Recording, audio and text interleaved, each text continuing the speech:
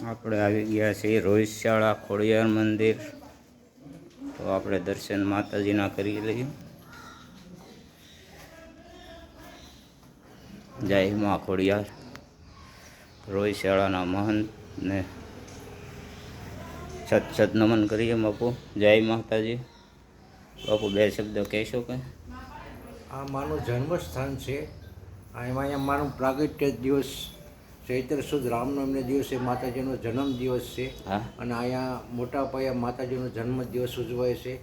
આ મામડિયા ચારણના મકાન છે. માનો જન્મ અહીંયા થયો છે. આ વરખડીનું વૃક્ષ છે. માતાજીના જન્મ પહેલાંનું આ વૃક્ષ છે. માતાજી નાગણી સ્વરૂપે ચૈત્ર સુદ રામનવમી દિવસે નીકળ્યા હતા. અને અહીંયા માતાજીના પારણા રામનવમીના દિવસે બંધાય છે. અને મોટો ઉત્સવ ઉજવાય છે. જય માતાજી બાપુ. જય માતાજી. તો આપણે આ બાપુ પાસેથી થોડુંક સાંભળ્યું છે, તો બાપુને જય માતાજી કર્યા છીએ.